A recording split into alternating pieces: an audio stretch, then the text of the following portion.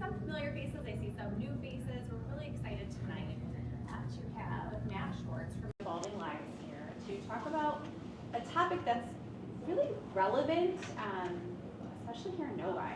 Like, we have high-performing students here in Novi, and that is amazing and wonderful, and I'm sure you see all of the benefits, and also that can lead to high levels of anxiety and some of these tendencies towards perfectionism.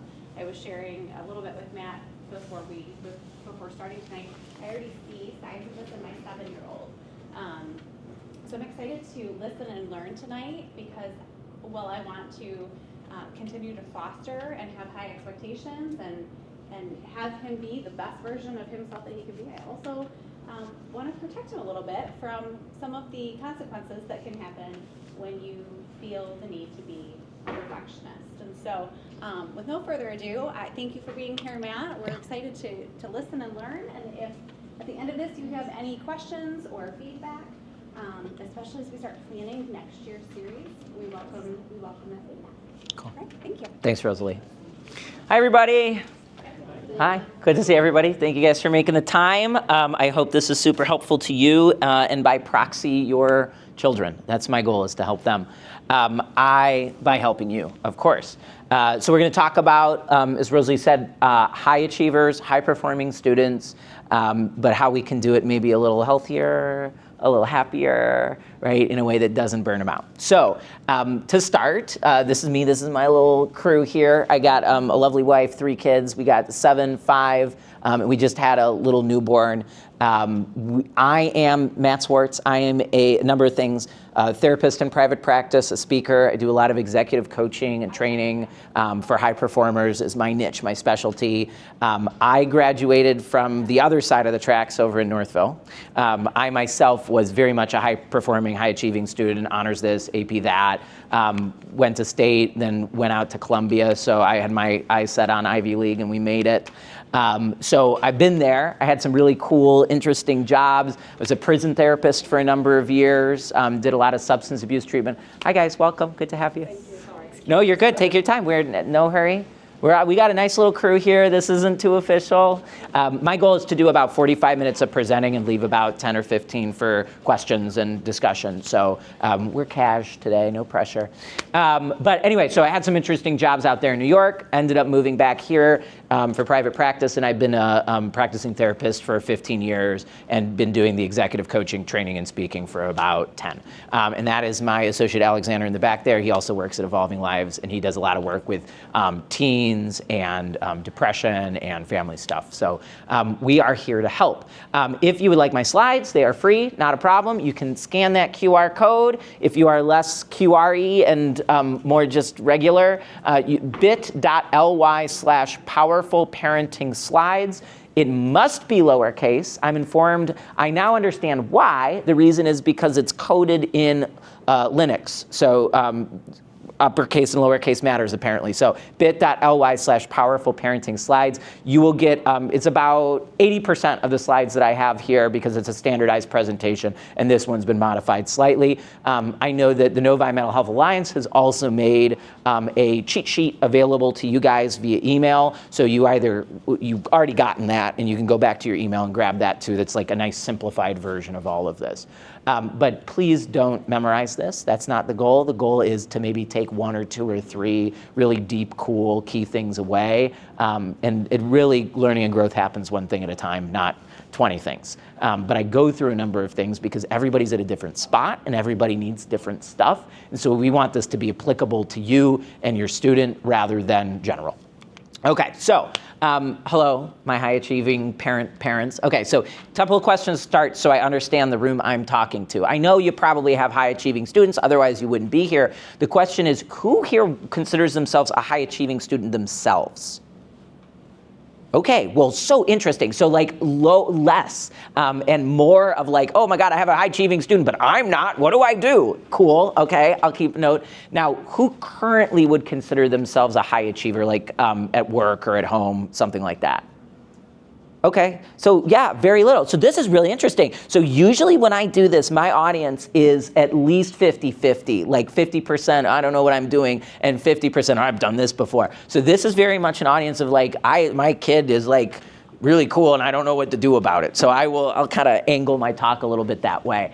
Good to know. Okay, so when we look at the academic data, I'm a little nerdy, we see 4 key fears of any parent, and this includes parents of high achievers. And so as I go through this, kind of maybe focus on which one is your number one, okay? My top fear might be hurting or not protecting my child, so my child being in pain. It might be my child disliking me or us as parents. It might be my child not reaching their full potential, or it might be repeating my parents' mistakes. So I'm going to do hands again. This is an interactive presentation. Who would say their top parenting fear is the first one, hurting or not protecting their children?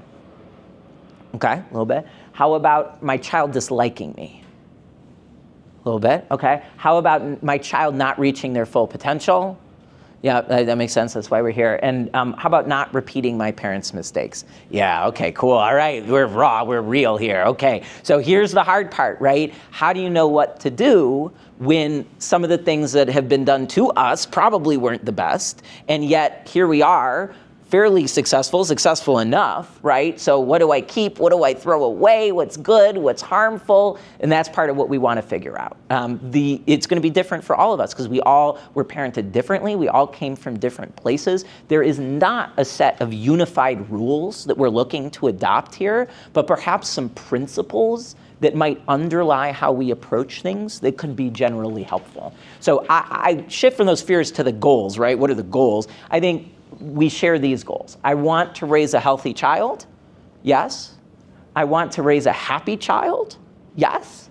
I want to raise a successful child. That'd be great, right? And I want to raise a connected child. And what I mean by that is I want them to want to come back for Thanksgiving, right? I want them to want to hang out with me, right? And so there's oftentimes, if we're not balanced in our approach, we end up preferencing maybe number 3 and maybe not getting the others or not enough, and especially this one.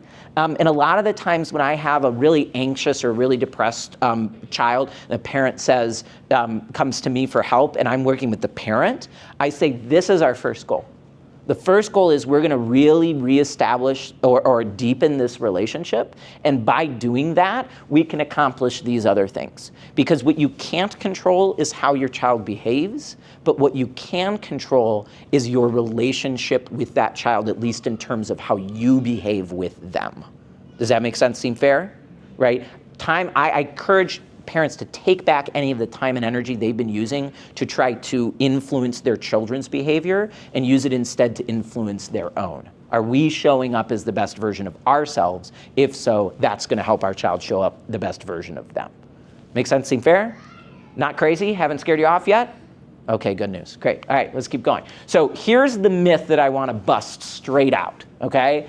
Success requires sacrificing health and happiness. I do not believe this to be true. And in fact, I have found this to be absolutely the opposite. That while short-term victory may require sacrificing health and happiness, it does not extend out to the long term. I cannot tell you how many 35-year-old Novi and Northville graduates I see once a week because they got their degree in finance from U of M. They went off to private banking or equity or whatever, and they worked 80-hour weeks for 3-4 years, and then they completely crashed. Or they became doctors, right? I mean, you know the story, you get where I'm going, right? That pathway, and I'm not saying doctors or finance professionals are bad. What I'm saying is the way in which we do it may or may not sustain success long term. Does that make sense? Right? So if it feels like forcing or struggling or suffering, or we feel stuck, or our children begin to tell us that's how they're feeling, that is our signal that we need to change our approach. Make sense? Seem fair? I hope this sounds like good news and not bad news, right? The pain we feel in our body and our heart is there for a reason. It's telling us we're moving in the wrong direction. And if we can listen, it might be good. So let me give you a tangible example. My child has a test in the morning.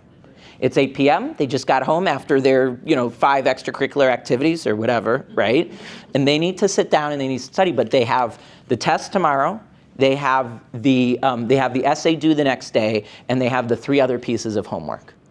So what are we going to do? Are we going to stay up till 2 a.m.? We're going to pound everything out? My advice is you sit down with that child and you help them prioritize what the most important thing is, what the least important stuff is, and you help them learn the skill of letting go of the least important stuff. Because guess what happens when you're an adult? Do we do everything? Can we possibly? No, right? So we learn how to prioritize. I remember the moment, for me, it was in grad school. I think probably some moments in undergrad, but they didn't stick out as well as grad school. It was probably in the first couple of weeks of my graduate program. I said, there's no way I can read all of this. They want me, up until then, I'd been like, sacrificing moments and staying up and reading all of these things. And there's no way I can read 200 pages a day. And so this brilliant idea occurred to me. I just won't do it all. And that, for me, was a revelation because I'd been doing it all up until then. And it turned out I still did fine, right? So our kids, and I'm just using this as an example, and we'll go into other examples, right? But the answer is very rarely, keep pushing harder, keep going harder, don't give up, don't give up, don't give up when it comes to an unachievable goal, right? And so we're trying to help them find the right middle ground between too much and too little. I am not saying the answer is let them lay around and doom scroll on their TikTok for 5 hours. I'm not saying that at all. But I am also letting you know that if you want your children to have sustainable success, then that process needs to feel approachable and doable, because every time we overcram, every time we overwork, we become less and less and less likely to do it next time. Make sense? Seem fair? Okay, so here's the good news, here's the reality. Sustainable high performance, we're talking about the best world-class athletes, we're talking about CEOs, we're talking about high performers at work, we're talking about amazing parents, is fueled by well-being and fulfillment.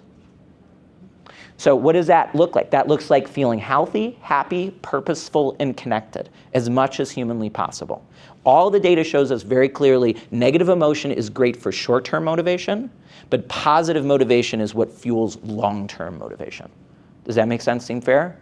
Think about something in your life that was really difficult and really important to you, and the more you beat yourself up about it, you just gave up eventually, right? While the other things that maybe you were a little more patient about and you allowed to breathe a little bit, oftentimes, and you're like, no, I can't, comes back, and you're like, no, we'll figure out later. It comes back, right? The things that really need to get done that are really important, they tend to keep coming back sooner or later. Okay, so what I try to help, because I find mental health is very abstract to a lot of people, so I want to make it a little more concrete.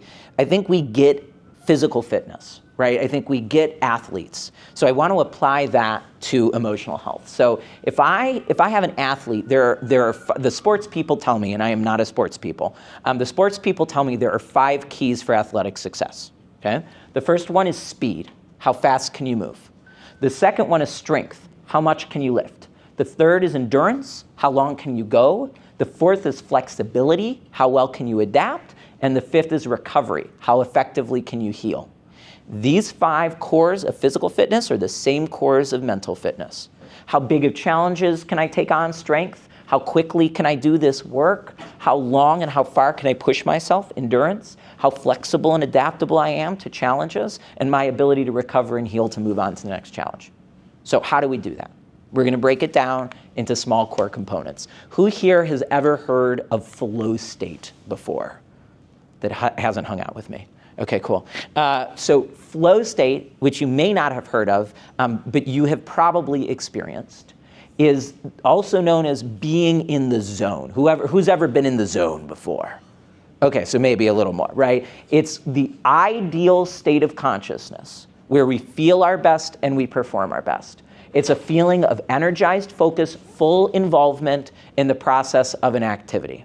So we can find this in different places. Some people find it playing sports. Who's a sports person here? Okay, do you know what I'm talking about? In like maybe your sport, right? That full being in the zone right where you need to be.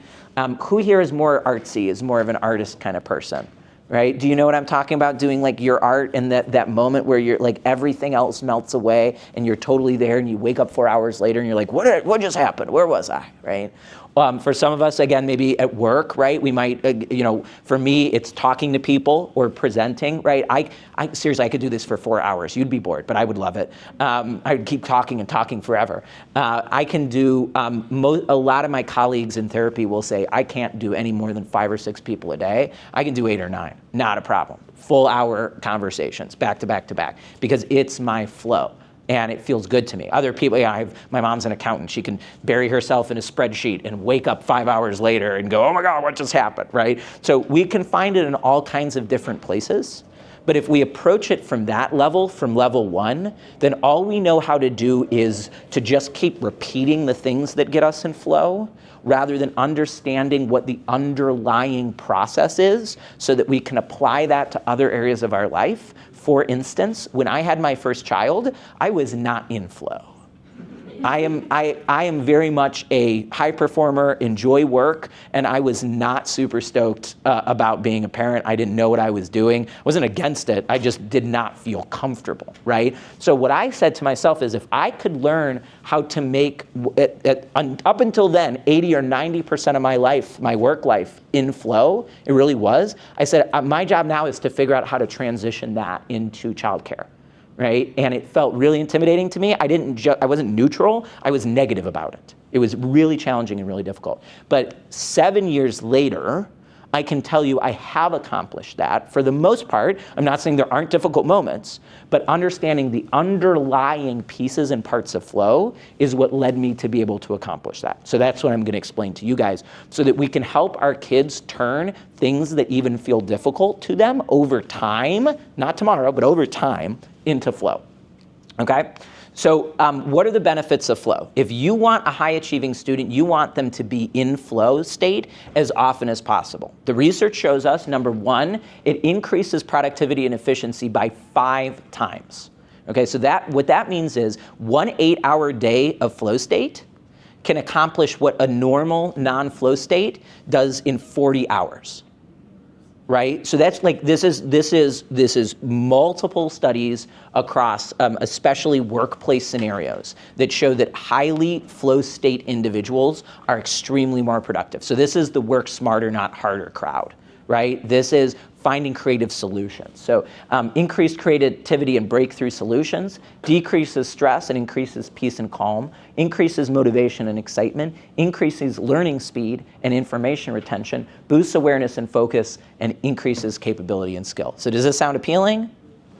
You bet it is. So this is what we're going to figure out. So inside flow, in order to get there, there are 6 core foundations, okay? And I use P words because I'm really clever. Presence, peace, partnership, potential, purpose, and play. If you read, so there's this guy named Mihai Csikszentmihalyi, who's known as the godfather of flow. If you read his book, he'll tell you there are 7, and I condensed it a little bit to make it more simple. Okay, so we're gonna go one by one, and I'm gonna show you how these apply to your student's life, okay?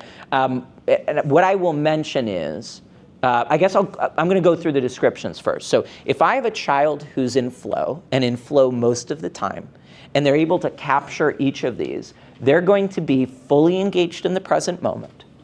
They're going to feel a sense of ease, stability, and a lack of stress. They're going to feel connected, collaborative, and caring. They're going to feel a sense of self and significance. They're going to feel they're making a meaningful impact, and they're going to feel like they're creating joyfully with curiosity.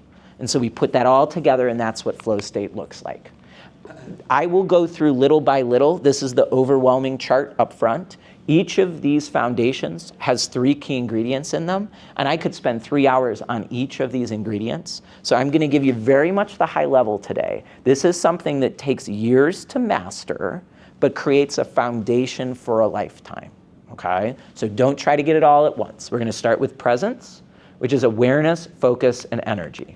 Okay, who recognizes this scene from home? Okay, let's be honest. I've been there this weekend, right? So our kids are constantly trying to get our engagement and our attention, and many of us have a habit of not being fully present. I often pair this next to an image of a dad in a recliner reading a newspaper, right? When we were growing up, that's what it looked like. Or perhaps dad watching or mom watching the TV, right? But what's pulling me away from the present moment? And then what does that teach my children, right? So now my children are on TikTok, and TikTok's 1,000 times worse than email, and email is worse than TV, and TV was worse than the newspaper, right? So our children are learning these habits from us. And I'm not saying it's as easy as snapping your fingers and turning around overnight, but what I want you to understand is, first and foremost, your ability to be fully present with your child is one of the most important game changers, and that leads to more present children. So presence is full engagement in that present moment. Again, the nerdy parts are key elements like being aware, being focused, right? We want our kids to focus.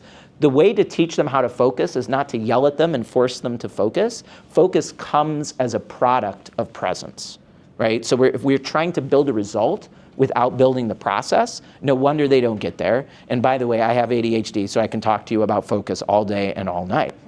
And my parents repeatedly telling me to focus when they were disengaged wasn't going to do the trick, right? So the key framework, and again, some of these are in the handouts, and I'm going to go through this in a second, is understanding how we interpret the reality around us. I'll explain in a second.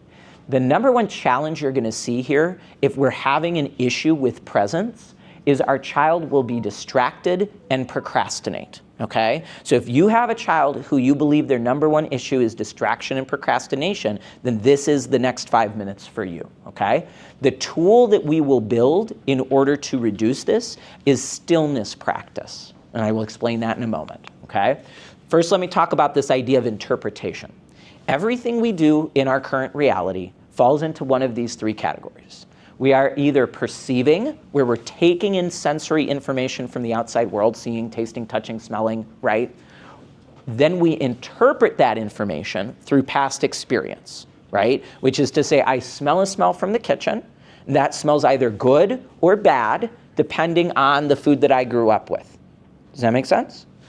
And then the third part is I respond to that information. I do something with it, right? I go, smells good, can't wait to eat. Or I go, yuck, I'm not eating today, right? This is everything that we do. So our child sees an assignment.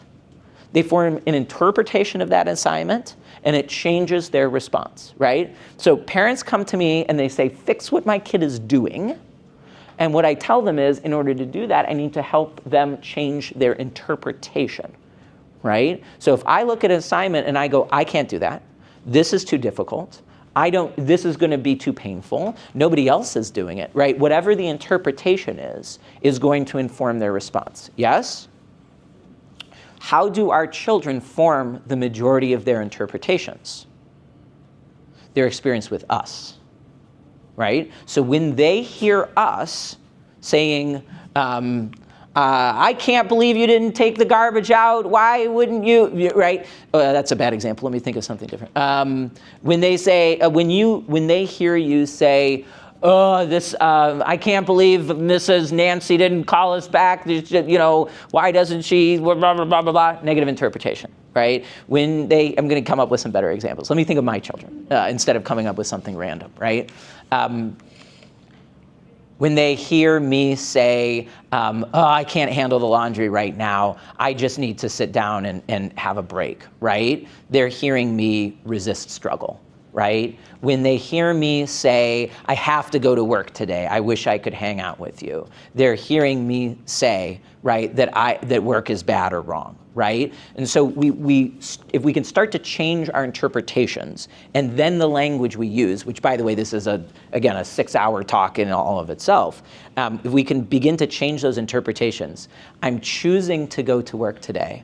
I wish I could go to work and play with you, right? That small adjustment makes a difference in how they're looking and thinking about struggle or challenge, right? When I say, hey buddy, why don't you come upstairs with me so we can do the laundry together, right? They hear partnership, they hear optimism, right? So these interpretations that we have, because, oh, by the way, we were forced to struggle maybe harder than we wanted to, that then we impart back on our kids becomes a loop. Does this make sense? Right? When we say, well, you have to do your homework, what are they hearing? Right? When we say, hey buddy, how can I help you do your homework?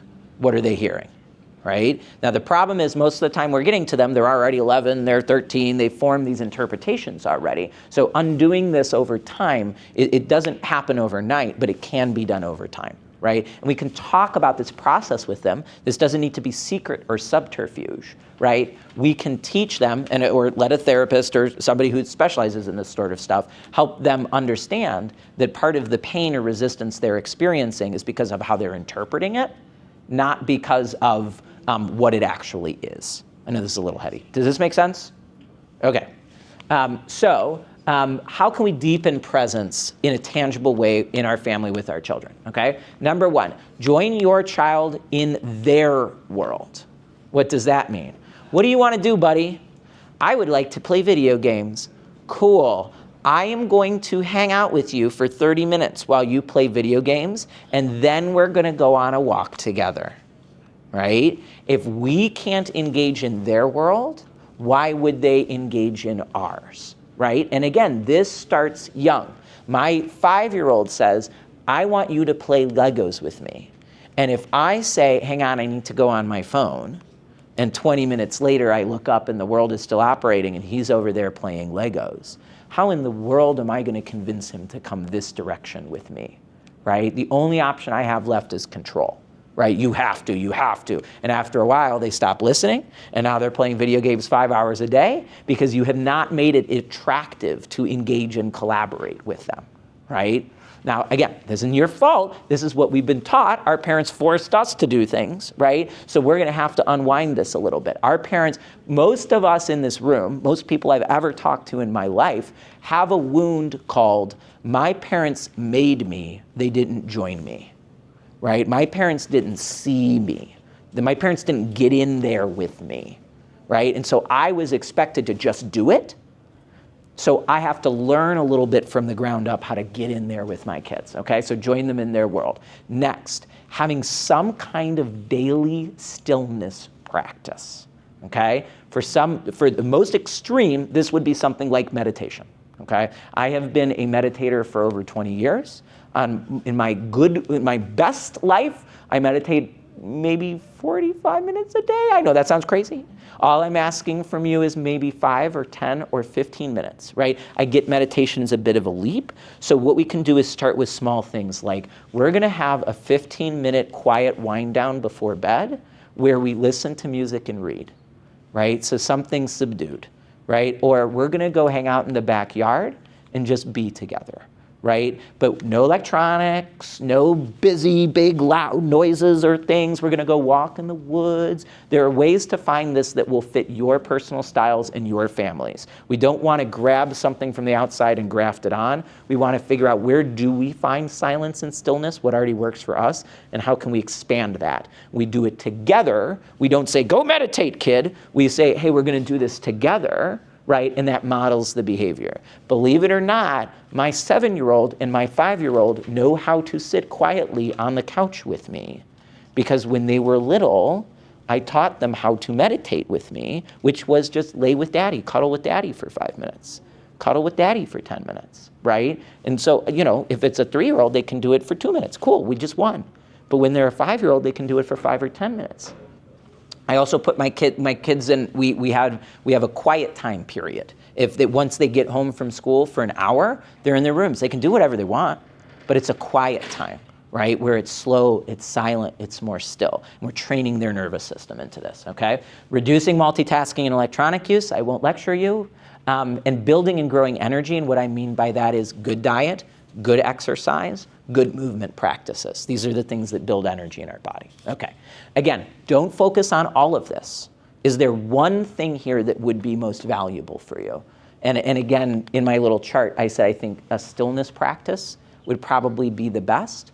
And again, that can be quiet time spent together for 5 or 10 minutes a day to start. Even teenagers, they can figure out 5 minutes. They can figure out 10 minutes, right? And again, we're not introducing this out of nowhere. We're saying, hey, we are all way too busy and our brains are way too overwhelmed. We're going to start taking little bits of time together to chill out so that we can feel better.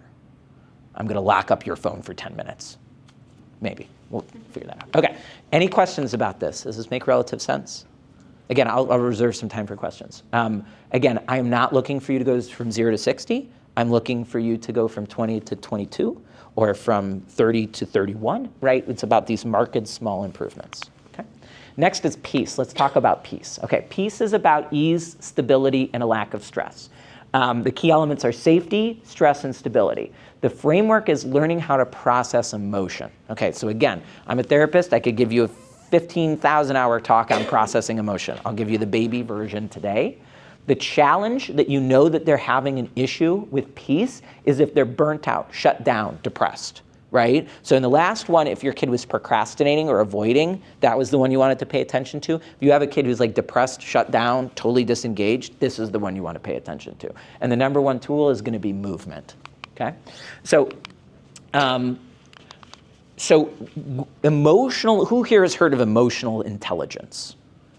Cool, about half the room. So emotional intelligence is a skill set. If you go to good therapy, you will build emotional intelligence. There's also other ways to do that. There's a book called Emotional Intelligence. It's a great book. Emotional intelligence is 4 key components. And these are for me and for us. So awareness. I'm aware I'm having an emotion and what the trigger is. Or I'm aware that you're having an emotion and what the trigger is. Motivation. I'm aware of why I care, what motivates me, and I'm aware of why you care and what motivates you. Next is communication. I can label and communicate my emotions, and I can ask you, and I can discuss emotions with you. And then emotional regulation. I can process and work through my emotion, or I can tolerate and support you in your emotion. Sarah and I, when you came in, you were talking about your daughter who's upset or any of that, right? Being able to tolerate and process your child's emotion, I have found, is one of the key skills to successful parenting. Being able to be in pain with them instead of trying to fix it for them. Yes? Okay. So these are all skills. They build over time. You may have areas where you're stronger and weaker. The more you can build these skills, the more you will help you build your children build those skills. What we know is the most successful salespeople, the most successful entrepreneurs are high in emotional intelligence. Okay? So there are ways to work with emotional pain, and there's sort of a process of getting better and better at it, okay? A lot of people just try to distract themselves from pain. They don't know what to do with it, right? Something's wrong, I don't know what to do, I'm gonna go watch Netflix, okay? When you come to therapy, we try to upgrade that a little bit, and we move from distracting to coping. I'm aware I'm in pain, there's something wrong, I'm gonna implement some kind of behavior or skill to do something about it, right? So I might do something physical, I might do something creative, I might talk to a friend, I might journal, I might take a bubble bath. There's a bunch of different coping skills, literally thousands, okay? Once we get better at that and we feel like we can tolerate pain, we move to the next level, which is healing. This is deep stuff. How do I not just deal with the pain in the moment, but how do I resolve and transition so that the next time this thing is less painful and the next time this thing is less painful? Think of it like melting an iceberg. There's this big, giant, yucky emotion inside of me, and little by little I can warm that water, melt little tiny pieces of that iceberg, right? As I get good at that, I open up space inside my nervous system, and I can move into what's called growth, which is adding good new things. A lot of the time we try to grow all the way over here when we haven't laid the foundation to cope with the negative stuff and then make room and heal some of the negative stuff so there's new room to plant, right? If I have a whole garden that's filled with weeds, is that going to be the best place to plant a bunch of flowers and vegetables? We got to weed that garden so that we have place to grow the new good stuff. Making sense? Seeming fair? Okay. So cultivating peace, we want to establish routines and structure in the house. What does that look like? We have a general routine in the morning. We're not trying to control behavior, but we know what the steps are, right? We get up, we change our clothes, we brush our teeth, we go downstairs, we pack our lunch, we put it in. When every morning is different, there's no consistency, that's a problem, right? That leads to chaos, that's not peaceful. We're not trying to be rigid, we're just trying to have little boxes that they can move within, especially the younger they are, right? When they come home, they put their backpack on the hook, they take the lunchbox out, they put it on the counter, they put their shoes away, they go up, they take a break, then they get to their homework, whatever, right? There's some kind of process, right? We want to establish routines and structure. Next is recognizing the principle of organic growth, which is to say, I don't expect you to get from here to here. I expect you to get from here to here to here to here to here to here. Any animal, any tree grows little step by little step. If you want your kid to learn calculus, they need to learn how to add, and then subtract, and then multiply, and then divide, and then an exponent, and then parentheses, and then PEMDAS, the whole thing, and then we start upgrading to a little bit of pre-calc, A plus B equals what, right? So it happens in little steps and little stages. So any of these things we're working on inside your house are gonna take little bits at a time, okay? Next is emotional regulation and healing. So I alluded to this, guys. I can't get super deep and explain it right now, but this is the journey that one might experience in some kind of therapy or coaching or self-help, right? It's being able to recognize the past wounds that we're holding on to and figure out how to heal and leave some of them behind, right? And next is simplifying and processing, leaving time in our day. And this is an upgrade of the stillness practice, where not only are we being still, but we can process and let go of the stuff that's built up during the day, right? If you don't, then at, for us, 11:30, 12:30, 1:30 at night, when we're trying to go to bed and our brain is going, it needs to dump at some point. So that's when it's dumping. But if you could choose, set aside time for you and your whole family for 10 minutes, 15 minutes to allow that brain to dump a little earlier, that might be great, okay? So another core here that I didn't say is movement is so important. This is simple stuff like, do we go on a 10 or 15 minute walk once a day as a family? Like, this does not have to be crazy, but ideally we have some kind of movement practice. Is it like a yoga stretching practice? Is it a strength practice? Is it a sport we play? And again, this isn't just go play sports. It's, what am I modeling? What's my movement practice? I need to move my body to get the best mental health possible. Okay, making sense? One thing at a time, don't do it all. Partnership, okay? Kids are not attention seeking, they're connection seeking. Your kid wants to connect with you more than anything in the world until they don't, which either is normal in development because they're 13 and you're stupid and you don't know anything, or the experience of connecting with you has become so unpleasant that it's easier to connect with the television or the video game or whatever. Why would that experience be unpleasant? It's not because you're a bad parent. It's because you are holding a bunch of pain inside you. And when they come at you, you're irritable, you're impatient, you're scared, you're overwhelmed, and they can feel that in you. So I'm not trying to say you're bad or you're wrong. I'm trying to say if you are hurting and your child is picking up on that, then that is something you can do something about if you want your child to perform better, okay? So partnership, connecting and collaborating with others. So we're gonna focus on connection, collaboration, and care. The goal here is interdependence, okay? How many people have heard that? I want strong, successful, independent children. Okay, if you have an independent child, that means they're completely alone, away from everything, in a white box with nothing. You don't want independent children. You want interdependent children. We are part of a large interconnected system where everything works with everything else. Nothing is independent. The more independent they are, the more separate they are, the more pain they will feel. You want to teach them how to find their place in the world based on their unique talents and gifts and plug in a way that feels meaningful to them. Yes? Right? The lie we have been sold about independence is that independent people create really great factory workers and insurance salesmen, because they're not thinking for themselves and they're feeling really alone and they'll do whatever it takes to make somebody happy. That is not the way to have a high-performing child. You want a child who knows what's right for them and can tell you, right? That's what's really important. Interdependence requires knowledge and connection with oneself. We can only connect with the outside world to the extent that we can connect with ourselves, right? And again, if there's pain there, I understand, we can improve that. Okay, so how do I know my kid is challenged here? If I see isolation and disconnection, this is the 5 minutes for you, right? If my kid is going off alone and disconnecting, my child is always playing video games, right? This is relevant, right? What do we do about this? This is going to blow your mind. Kindness. Okay, this is crazy. All right, so the keys in your parenting experience are two main things. Number one, have I taught my child to have a positive model of themselves or a negative model of themselves? Obviously, we want a positive one. How do we do that? More encouragement-based parenting, less shame-based parenting. Instead of punishing problems, we encourage successes, right? It doesn't mean there are not boundaries, it doesn't mean there's not consequences, but it means we focus more on the things that are going right than the things that are going wrong, because Lord knows in any given day, how many things are you guys doing wrong? 5,000, right? Me too. I've got 10,000, okay? It is normal to do things wrong every single day, and if you constantly give your child that feedback, they will over time have a more and more negative image of themselves, right? We're looking for 5 to 1 is the correct percentage.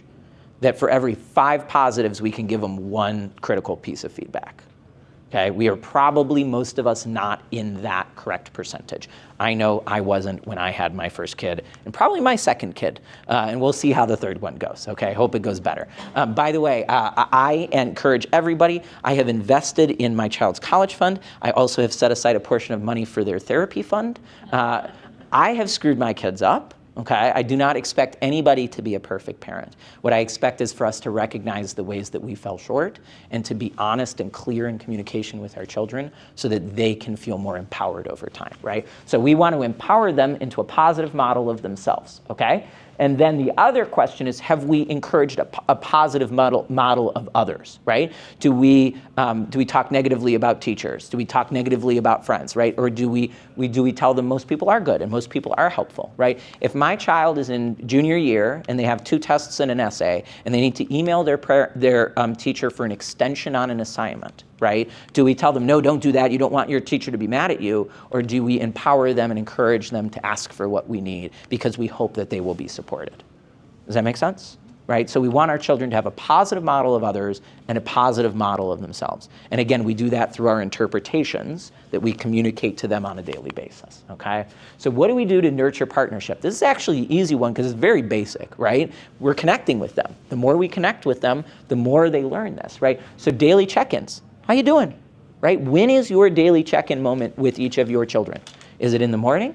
Is it after they get home from school? Is it before bed?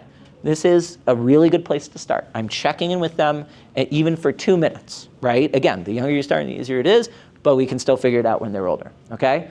One-on-one time. Yes, you want to be with your children together, but you also have to figure out how to set aside one-on-one time. So maybe that looks like, okay, I have an hour with my children. I'm going to spend half of it with one child and half of it with the other child. Or maybe it's 15, 15, and 30. 30 minutes together, 15 minutes over here, 15 minutes over here. Nothing crazy, right? But some of that one-on-one time is really important. Building belonging, this is really important. Do you have a set of friends that you care about, that care about you, in which you are modeling to your children what their friend group should look like? My parents, unfortunately, were a bit of weirdos, and we had no family friends to speak of. They expected me to figure out how to connect with my friends at school without ever modeling it to me. I had to figure it out from scratch. I didn't figure it out probably until college because I didn't know what was going on or why the other kids didn't like me or why I was weird, because I didn't have that modeled to me. So building a supportive network for you guys is incredibly important if you want them to have good social skills, right? And then co-teaching and co-leading, what does that mean? Your children have things to teach you. Show me how to do this, right? Your children have ways to lead you. What do they want to do, right? You don't want to be the leader all the time. You want to oscillate back and forth because that creates future leaders, right? If you teach your children to always listen to you, then they're going to find a job where they always have to listen. And then you're going to be like, why is my child a miserable middle manager? Because you taught them to be, right? Versus allowing your kids to lead you once in a while teaches them how to become leaders themselves. Make sense? Seem fair? Okay, moving on. I'm going to be a little behind here, but that's okay. It's worth it. Potential, okay? We want to give our kids a sense of self and significance. We want them to feel capable, worthy, and significant. The framework here is growth mindset. I will explain that in a second. The challenge here, if you know this is your area, if your children are struggling with self-esteem, do they feel like they're not good enough? Do they feel like something's wrong with them, right? And the tool here we just talked about actually is belonging. We want to teach them how to belong and connect by doing so ourselves, okay? So I'm going to start here. Who we all know about IQ, yes? How smart is my child? Okay? The research shows us that there are multiple types of intelligences, and that our children probably have 2 or 3 of these they're really good at, 2 or 3 they're middle at, and 2 or 3 they're very poor at.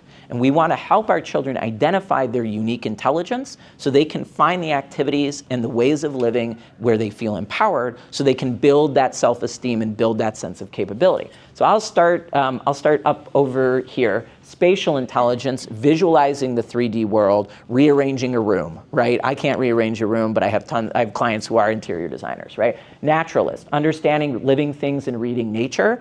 My wife says she can speak to the dogs, and I believe her, but I cannot, and the dogs don't like me very much.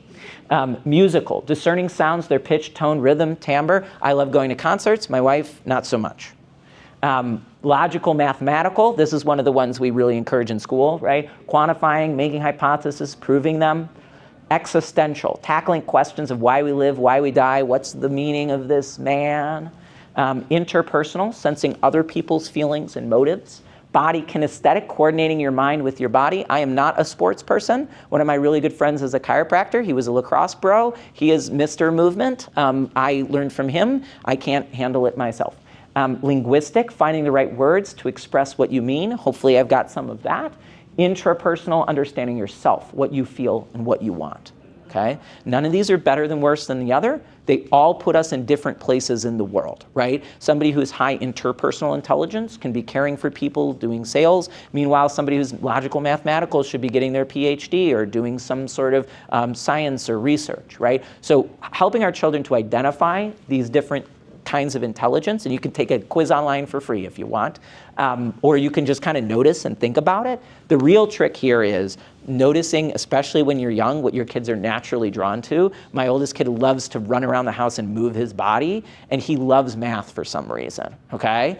My middle kid loves building. He'll build all day, and he loves art. He loves to draw, right? It's not any more complicated than that. Once I notice the things that they're naturally drawn to, I want to encourage them and put them in situations where they can build that skill, right? The growth mindset here is teaching our children that as they're building any of these skills, there will be challenge and there will be struggle, and that that's a normal and necessary part of that learning and the growth, that it should feel difficult sometimes, and helping them to work through that feelings by being there with them rather than just telling them to do it, right? Initially, when they're younger, we learn and grow together, and then more and more when they get older, they'll tell you when they want to be alone. Now, every child is different. Some want more independence younger, some want more independence older, but your children will tell you. They will say, come and do this with me, mommy. Come and do this with me, daddy, right? Listen, get off your phone, go do the thing, right? Or they will say, let me handle this. Stellan, do you want me to build with you? No.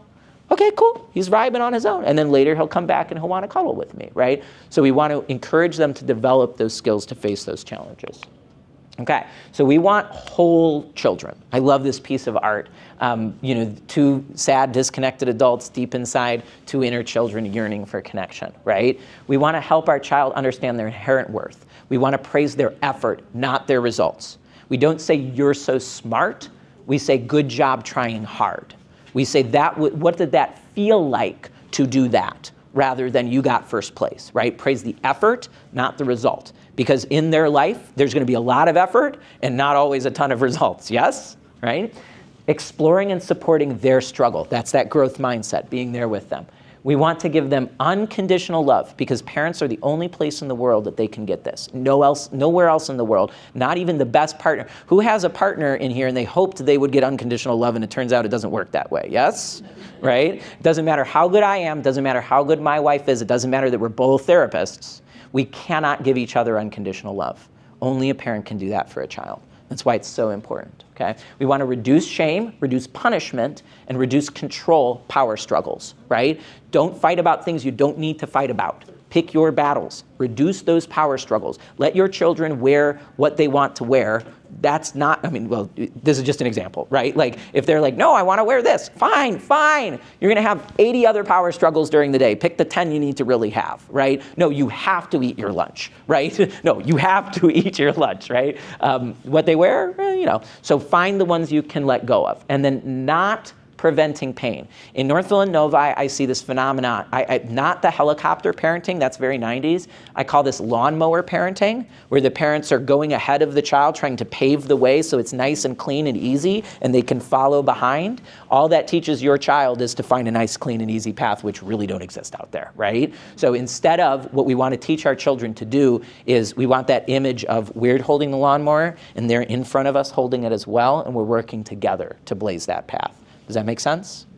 Yeah, cool. Okay, so encouraging potential, helping them expand their self-esteem. We talked about valuing their unique gifts. We want to also accept those limits, those areas where they're not good. I'm not good with my body. I'm not rearranging a room. I am not going to get my PhD because I don't want to do research. My mom still asks me, maybe once a month, when are you going to get your PhD? The answer is the same every time. Never, Mom. I'm extremely happy and successful. Why would I do that, right? So anyway, and we talked about growth mindset. I'm aware of time. I'm going to go through this a little quickly. Purpose. We want them to make a meaningful impact in the world. We want them to have achievements, goals, and passions. So here we want to focus on process versus product, which is to say, instead of always worrying about what's going to happen, be the outcome, we want to help them construct a process that is meaningful to them. Not how should they study, what studying works for them. Music on or off, common room or separately, right? With friends or alone. Right? What does that process look like for them? If we create a sustainable process, they'll keep doing it time and time again. Okay? So you mentioned perfectionism, right? This is the area to focus on if you have a perfectionist child, right? And if they often feel empty even when they accomplish what they set out to accomplish, right? The tool here is gratitude.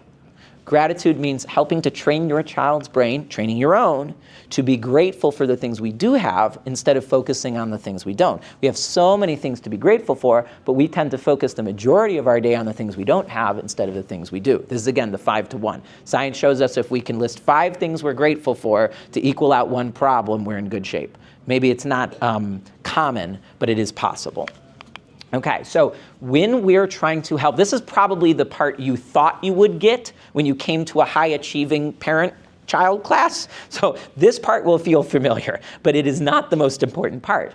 We want to create benchmarks with our children that are collaborative, realistic, adaptable, and modeled, which is to say, what are our goals? How are we going to get there? And we do that together. We don't give it to them. We ask them and we involve them, right? Even in 1st, 2nd grade, we can help them think about what are your expectations of how you're going to do this work or do this sport, right? Celebrating past achievements regularly together, and we focus on effort and learning, not the result. Wasn't it so cool when you? What did it feel like when you? That was so cool being there, right? We celebrate those things in the past that give them a sense that they can keep accomplishing them in the future. Collaboration, learning together, facing challenges together, celebrating together. If you are so busy that you cannot connect and involve yourself in your child's success, they will not go as far. What we know is that those annoying cool kids who I was always curious when I was in high school, like how did those cool kids get cool? Not the popular ones that are trying to be cool, but like the cool kids that everybody just liked, right? Turns out they had really nice parents. Like almost every single time, they had just really cool, involved, active parents, right? And so then they came to school warm and open and approachable and caring because they had that with their parents, right? So it's sitting with your kids when they're doing their homework.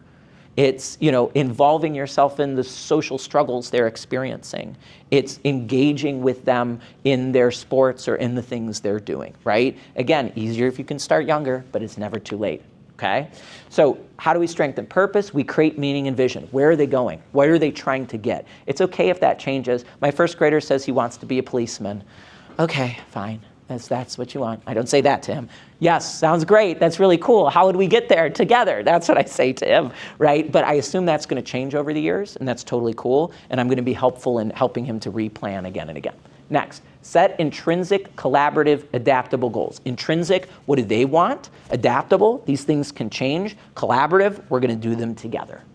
Release expectations and embrace uncertainty. I don't know how this is going to go. I don't know how this is going to end up. This is going to be a little challenging. We're going to figure it out together. And teaching them to take the next small step rather than trying to do everything. Okay. Last one, play. We're almost there. We did it together. Creating joyfully with curiosity, okay? The framework here is how do we feel fulfilled? I will explain this in a second. The challenge here is if you see your kid who's constantly forcing, who maybe seems more like a machine than a kid, right? Who's constantly studying, constantly, this is the section for you. The tool here is creativity, okay? So this is the fulfillment thing. I know fulfillment's a really big word. I'm gonna make it simple. Fulfillment is the sustainable, ongoing process of meeting our needs. If every single day we have a process to meet our needs and we're doing that more and more often, that is how we reach fulfillment. What are our needs? Who's here has heard of Maslow's hierarchy of needs? That hasn't been to a talk of mine before, great. So this is a model, about half. This is a model of what our needs are and how to reach them. Again, I can do a 2-hour talk on this, but the idea is our body's needs come first, then safety, which includes both physical safety as well as psychological safety. Then comes connection. Then comes esteem, my sense of self. Then comes growth. And then comes actualization. It's not that it goes in order, but it's that if you want one of those areas on the top to look good, you have to widen the bottom, which is to say, if you want your kids to learn really well, it's very clear that 6 to 8 hours of sleep is the bare minimum, right? Younger kids, 12 hours. Older kids, it should be 8 to 10 hours, okay? So we think we're doing better by trying to get them to do more. What we want them to do is to do less better by widening the bottom of that pyramid, okay? But here's the fun stuff, okay? You need to play with your children. The most successful individuals report large amounts of play with their parents. Play looks different at different ages. When they're young, they will often show you very clearly how they want to play. If you watch them as they grow, they will also try to get you to come along for new things. And if you cannot stop them and either let them go or come with them, you will discover how to play together, right? So here's the biggest one. Maybe if you take nothing else away from today, you'll be like, why does this guy care about play? When's the last time you played? What does your play look like? Okay? After we leave here, this is gonna be silly. After we leave here, I have my one night outside of the house tonight. I'm going to play poker. That's what my play looks like. Sometimes I go to a concert. Sometimes I go play poker. Sometimes I also do improv comedy, right? I have my ways of playing. I have no doubt that one of the reasons I was so successful in graduate school was because I was also doing improv comedy in New York at the same time.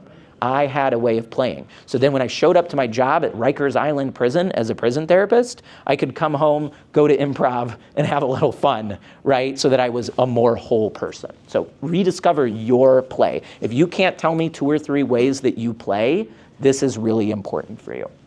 You want some structured, we're gonna play Duck, Duck, Goose, we're gonna play Candyland, right? And some unstructured, we're gonna wander outside, we're gonna build with these random things, play. Let them lead their learning. I assure you, your children have been since day one telling you what they want to learn, and they will continue doing so. Given if your children weren't constantly inundated with work they didn't want to do, they would naturally lead themselves into the areas they want to learn and grow.